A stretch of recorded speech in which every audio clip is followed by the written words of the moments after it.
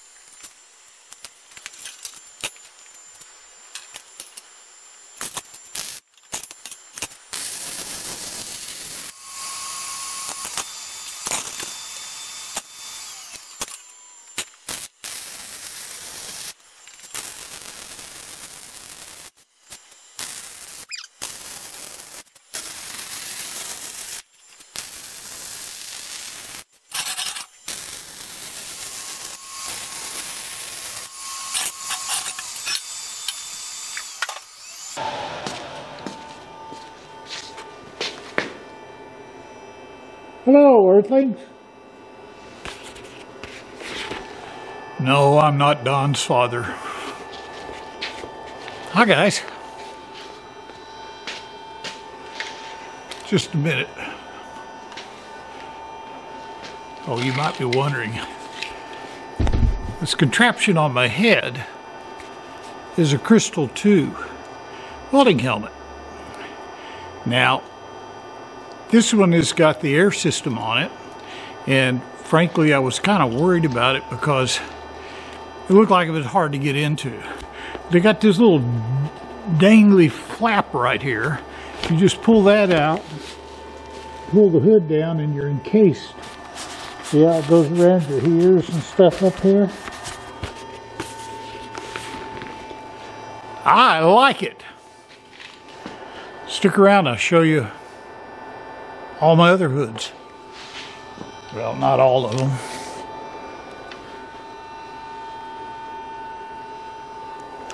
This one,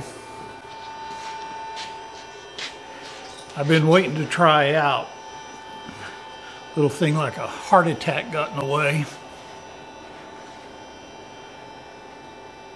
But I just welded up that little project. That's a stand for a ground-mounted gate opener, which I install a lot of them. Here's a little pack that powers it. Got 3 different velocities: low battery alarm, low filter alarm, and a battery indicator. Take the battery off down here somewhere.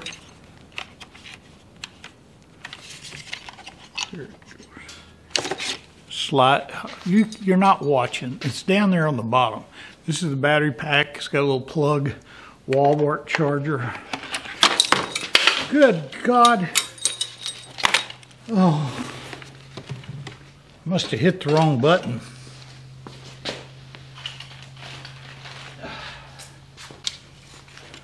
This is the filter system for it, and it just came right on off of there as I was fumbling around. Let's see what, well, here you go.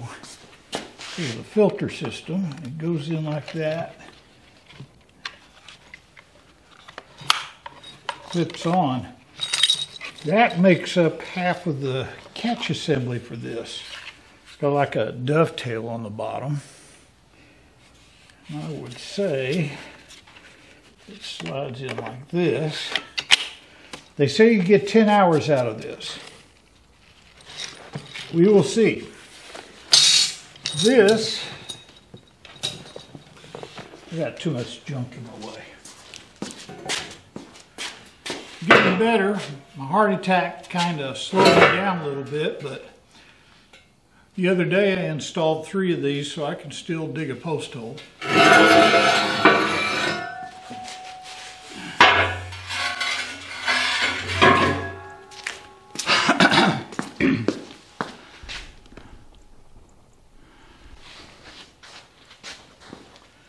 Now, like I said,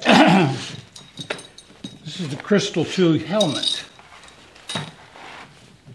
About a 4-foot hose on it, and somewhere in that you can unplug it pretty easy. Optro made it. It's made in Switzerland. We think. It says Swiss made, but who knows where that is in here.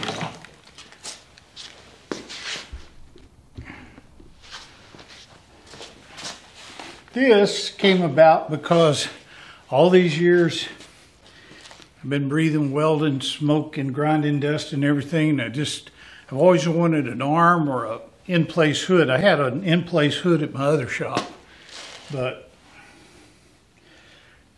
I never know where we're going to be working in this one, so I've never put one in. This was a pretty good deal. I forgot what I paid for it.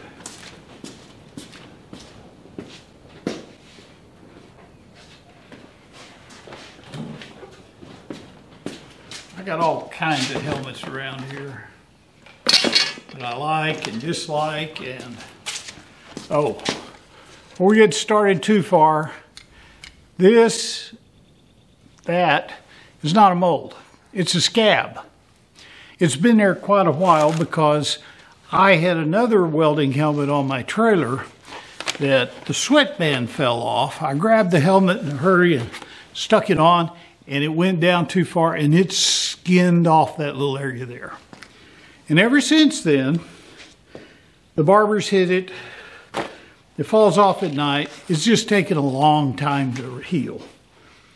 Now, I could have gone to the doctor, but I took my mother-in-law to a wound specialist, and they put that woman through hell for about 8 weeks, trying a different treatment every week to debride the skin and all that. And finally, after no improvement, after 8 weeks of pure hell for that woman, they said, well, now we can try this other stuff. Hell, it started clearing up quickly. So that's why I didn't go. Now you might notice that there are 2 Optrail Cristal 2 helmets sitting here. This one I've had for about 2, maybe 3 years, and I love it. It's the best welding helmet I've ever had. You can see clearly. It just works. The only problem is down here where I live, it's always humid, and your breath, it'd be cold, fogs up your glasses, and I have to wear cheaters. It works great under controlled circumstances, but if I put any kind of humidity in the air, it fogs it up. So I went looking to try to find a problem solution for that, and I did. I found, and there's a video on it somewhere on the channel, this little air pack. It's called the Breezeway. It's got a self-contained battery. You plug it in, it charges up, lasts, I think, 7-8 hours. And it's a little self-contained fan system that blows air out of this, which fits down by your eyes and your hood. It works pretty doggone good. The problem is, it won't fit in my Optral 2. Optral is curved here, and this is, it deforms the heck out of it. So once I got this, I went looking for another helmet of mine that it would fit, and this is a Miller, and it's flat across, and this can slide right in, and away you go. Kind of hangs, you can see. By the way, I love this headgear. It hangs in right in there, right in front of your well, you can't see anything in there. It's right in there. Sorry, we got some rain coming. I better hurry up. Miller's a good helmet. I love the Vision, the Clearview, their rendition of Clearview, but it's not quite as good as that Optral. So I went looking again, and I found this Optral that has the built-in port for the air system. Air system, pretty lightweight. It's an E3000. And I lucked out, because you know, you use this for grinding and stuff like that. You can flip a switch and it goes to grinding mode. But they were having a sale. If you bought this in the air pack, you then got a clear face shield set up for the same system for free.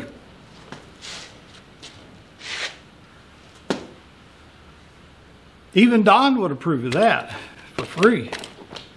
Anyway, I haven't tried that out yet, but it's the same system as this is, so I'm sure it's fine. I mean, I've been wearing this for about 30 minutes and no fog at all. So, and I didn't even smell any of that little bit of welding I just did. So far, I love the Vision. I love the air system. And it's not hard to get on and off like I thought. It goes over your headband in the back. It's got a nice big cushion on it. And then this has got the little strap. You just pull it around your chin and away you go. Oh, before I go, I'm going to take your, you know, there's a lot of new people started watching, and thank you. I appreciate it. And you really don't know me or what I do. I rebuild old machines. I can hand scrape. I have an 8-foot bed hydraulic planer in the next room that can do straight edges and surface plates and anything I need to plane off before I hand scrape it. Now, you know, everybody says, well, grinding's the best way to do. Yeah, and then you hand scrape. So I look at grinding as just getting most of the metal out of my way. Well, anyway, here's a few things that we did this weekend. Don came over, and we moved some machines around. I'm sorry, I didn't film any of it because, frankly, sometimes it just takes so dang long to film something, and then editing. Like the last video I put out about the $7,000 mistake, took 4 hours to edit. I get tired of watching myself for 4 hours. Anyway, there's a little horizontal mill came in. I'm going to work on it later. Now, I haven't forgot about a 16-inch Axelson sitting over there. This is the one that was given to me over in Louisiana. I helped him in with, I have a 16-ounce that I sold to Don, but a week later he calls me and says, come get this thing, I can't finish it. So we rewired the motor. I've gone all through the headstock, got it all taken care of inside. It's had its paint needled off. I just got to start working on the cross slide and everything up there, but other things have taken precedence. Machines come and go out of here pretty regularly. In fact, there's the saddle for the 10EE.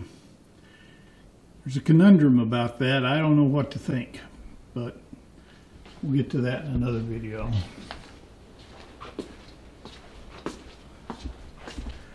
Got an old style chucker lathe over here. Don't know what we're going to do with this one. Don't know.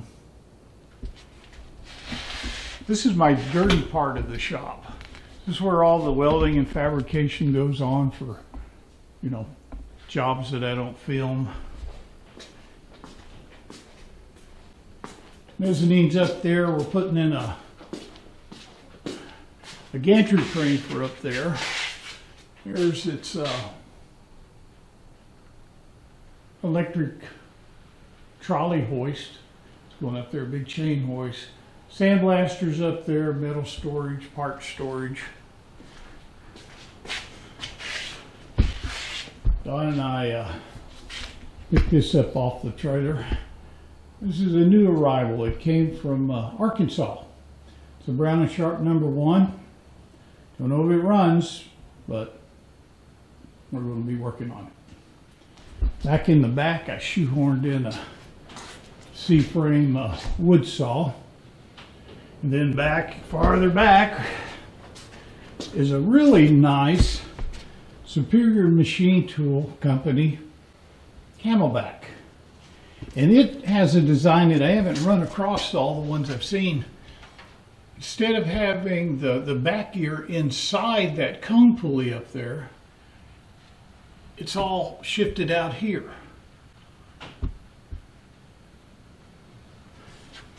Just needs a little TLC, some oil. And I might have to pour some Babbitt bearings up there, but we'll see. Oh, those are those two nice cabinets I found in Houston for $150 a piece. I think they still have some down there if anybody wants them.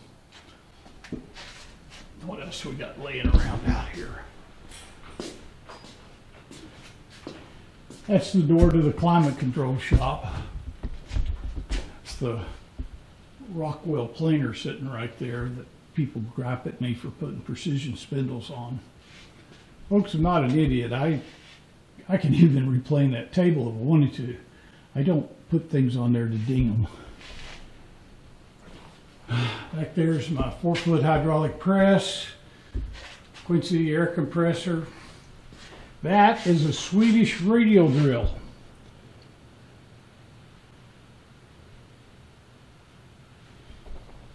It's my dual 26-inch hydraulic table bandsaw. I keep an old cutoff saw in a little doghouse right there. And then we have other things. It's a mess in here, I know. But there's only me. I do what I can when I can. Oh, that little room in there is the grinding room. It's got 2 grinders in there right now. And it'll be home to this one as soon as we get it fixed. Anyway, that's a little tour of the... Guess I could give you a little more in here. There's Bob, the chucker lathe. Sorted toolboxes, work stands, grinding plates, angle plates. There's a Bridgeport Shortcut 22 right there. There's a $7,000 mistake. Plans everywhere, looking at electrical stuff today. There's my 20-inch Axelson lathe. And this is my pride and joy, a Rockford planer. Anyway, that's a quick tour. I got to get back to work. Thanks for watching. Hey Steve, I just thought you might want to give your viewers an update on my shaper. I've pretty much got everything off of it except the ram. Get ready for clean this little puppy up here. Space. Got the motor mounts off. Get the drive and clutch cover off. With all the pieces here. The table, motor, drive covers, the rail, another part of the rail, part of the motor mount. Getting ready to drain the oil, get the base cleaned up and painted. Go from there.